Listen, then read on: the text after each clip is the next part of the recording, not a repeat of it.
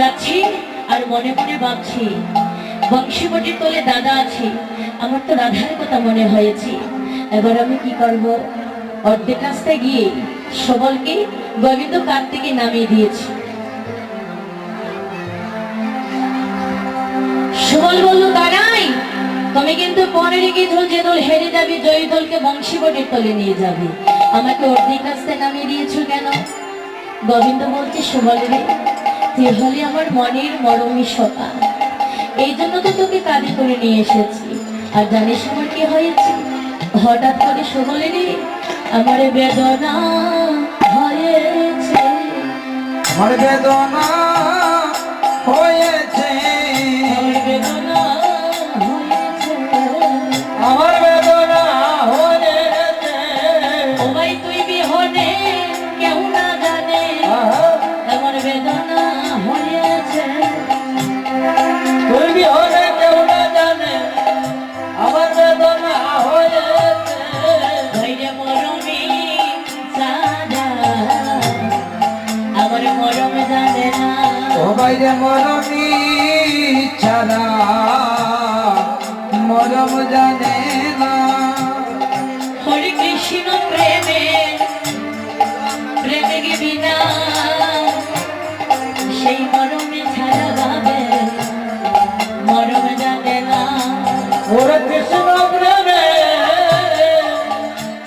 ওরে প্রেমে দিবি না, মরম ছাড়া মরম জানে না। ওরে তারাই ভাবে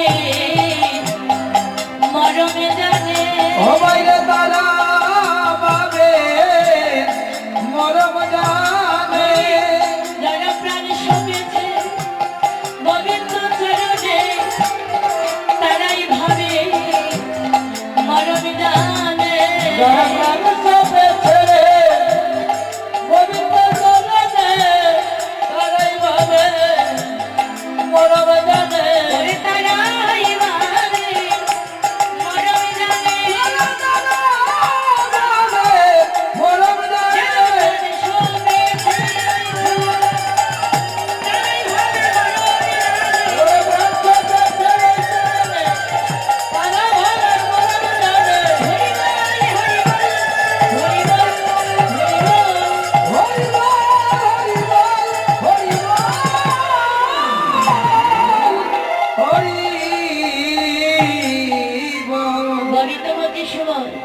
আমি তোমাকে নিয়ে এসেছি সত্য, কিন্তু আমি বংশীবটির তলে যেতে পারবো না।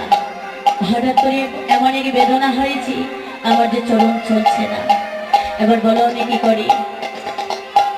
সবল বলল, কানাই, যদি তো সত্যি সত্যি বেদনা হয়ে থাকে তাহলে একটি কাজ কর, একটু সময় এখানে অপেক্ষা করি বস, আমি এখনই ভালো দিকে একটা বদ্ধ নিয়ে আসবো, আর বদ্ধরাজ নিয়ে এসে ভালো করে পরীক্ষা করে দেখবো কোথায় বেদনা হয়েছে। গোবিন্দ বলল, সবলেরই এমনই কি বেদনা হয়েছি? বেদনা অঙ্গী না হয়ে সঙ্গীর বেদনা হয়েছে। এই কথাটা সবল বুঝতে পারছে না।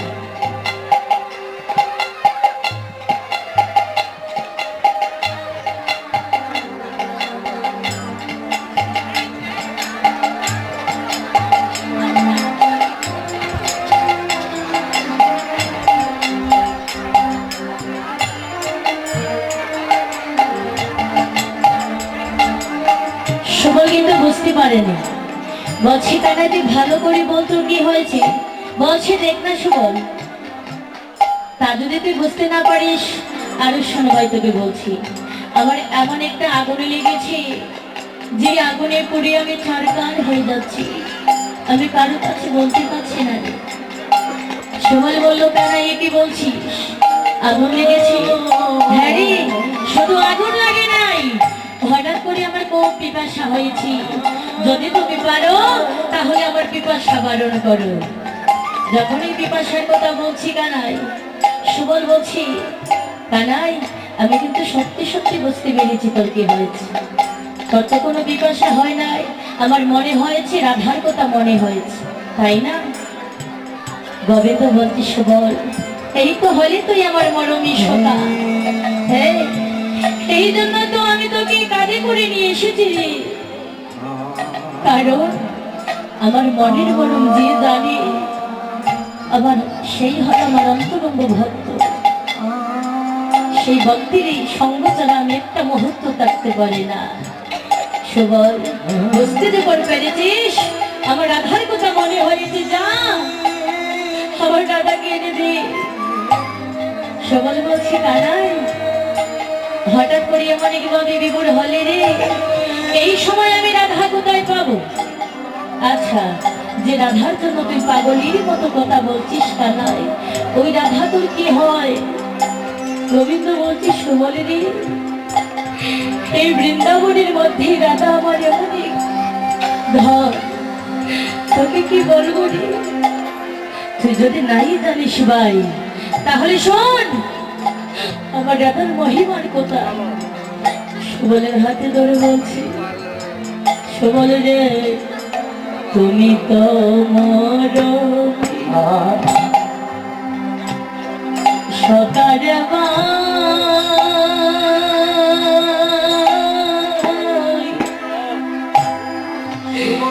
তুমি তো মরবে সকাল। ওরে তুমি তো মরমি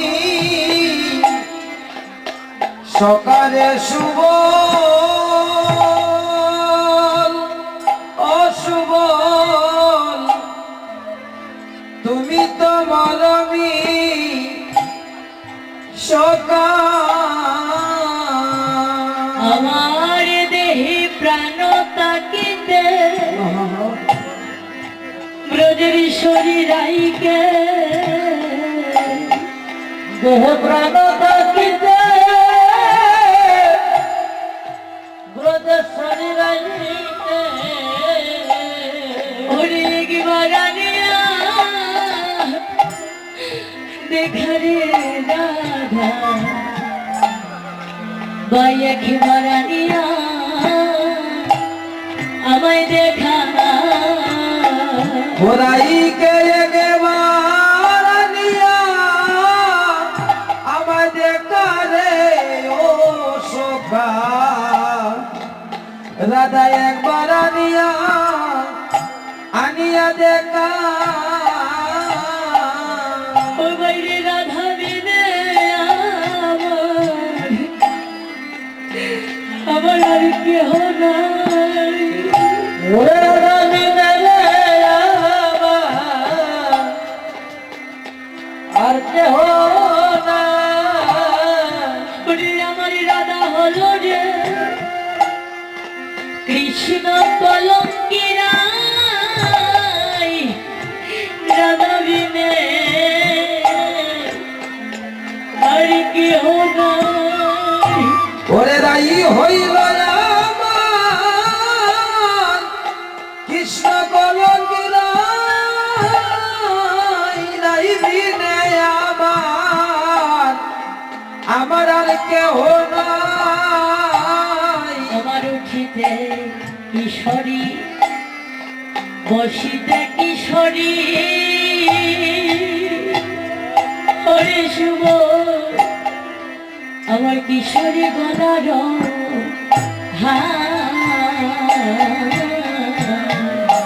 আমার উঠিতে কিশোরী, বসিতে কিশোরী, শুভ আমার কিশোরী গলায় ওরে কিশোরী সাধন, কিশোরী পূজন, আমার কিশোরী সাধন, কিশোরী পূজন। ওরে কিশোরী জগতের সাররে ও ভাই, কিশোরী জগতের সারে। ওই আমার কিশোরী জগতে সারে রে ও ভাই, কিশোরী জগতে ও বাইরে আমার শয়নে রাধিকা, স্বপনে রাধিকা, রাধিকা আরতি পায়। সুমন রে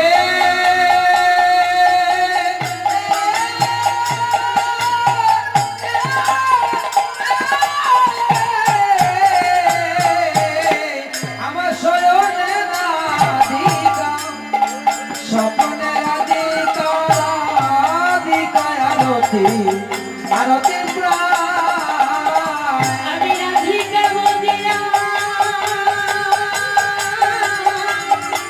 রাধা বল্লভে না ও সুমন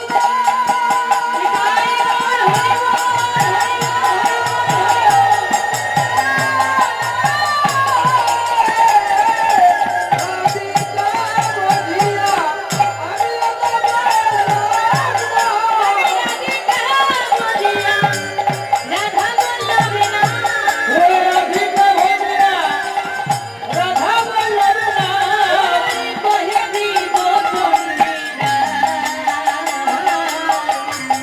কহে দিব চন্দ্রিরা ও মাইরে কোয়ে ত্রিজ চন্ডী দাস কহে ত্রিজ চন্ডী দাস গোবিন্দ বলছি সুবল দেখি রাধা আমার কেমন গান আমি উঠতে গেলেও কিশোরী বসতে গেলেও কিশোরী কিশোরী গলার হার কিশোরী সাধন কিশোরী পূজন কিশোরী জগতের সার মহাজন বদবর্তা কি বলছি লীলার পাশ থেকে দাঁড়িয়ে বলছি গোবিন্দ বলছি সবলেরই এই যে জগতের লোক আমাকে আরেকটি নাম ধরে ডাকে জানিস কেন আমি কার চরণ পূজন করি কার চরণ সাধন করে আমার নামটা হয়েছে দেখে ভাই আমি স্বয়ংই রাধিকা স্বপনই রাধিকা রাধুকে আরতি পাস আমি রাধিকা বজিয়ে রাধা বল্লভ নাম কহে দিত চন্দ্রে দাস এই রাধার চরণ সাধন করি রাধার চরণ পূজন করি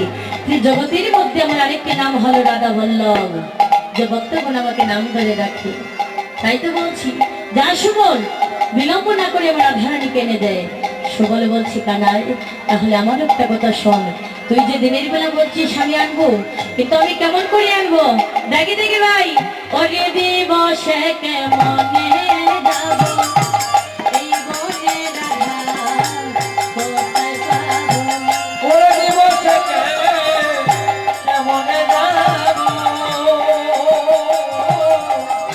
আর বনে রাধা কোথায় পাবো ও তুমি অনুষ্ঠিত কথা বলো পাইও যে এই কানাই এমন অনুষ্ঠিত কথা বলো ভাই ও তুমি অনুচিত কথা বলো বাইরে কানাই অনুচিত কথা বলো ওই রাজার নন্দিনীর গলে কে তারে আনিতে পারে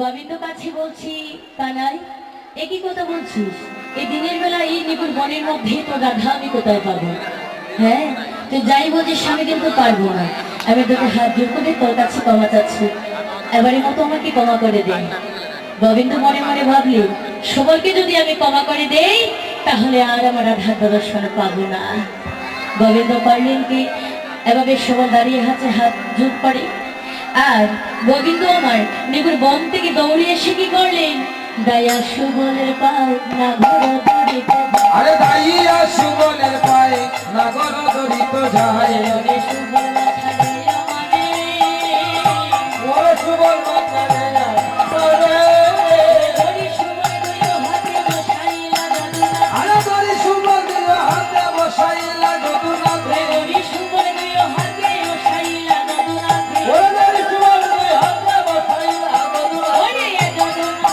দাদা সে গাইরে, আরে এ যদুনন্দন দাসে গায় রে এদিকে আমার গোবিন্দ কি করলেন, সুবলের দুটো চরণে ধরে বলছে, সুবল এবারের মতো আমার প্রাণে রক্ষা কর, নইলে যে রাধাবিনে প্রাণে বাঁচবে না। হরে কৃষ্ণ। সতী সজ্জন গৌরভক্ত মন্ডলী, দেখেন আমার সময় কিন্তু একেবারে সংকীর্ণ, 4টা পর্যন্ত আমাকে দেওয়া হয়েছে, কিন্তু এরই মধ্যে দিকে এই সমস্ত প্রিয় পথগুলো বলা আমার পক্ষে সম্ভব নয়, তাই আমি অনেক অনেক পথ কিন্তু ছেড়ে যাচ্ছি। আপনাদের সন্তান মনে করে, কারো ছোট বোন মনে করে আমাকে ক্ষমা সুন্দর দৃষ্টিতে দেখবেন। এদিকে সুবল বলল, কানাই এই যে তুমি রাধা রাধা বলি পাগল হয়ে গিয়েছো,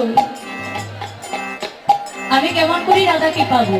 তখন হঠাৎ করে মনে মনে ভাবলো সুবল, যদি আমার গোবিন্দকে রাধাকুণ্ড তীরে নিয়ে যায়, হয়তো রাধাকুণ্ডে একটি দর্শন করে রাধা রানীকে বলে যেতে পারে।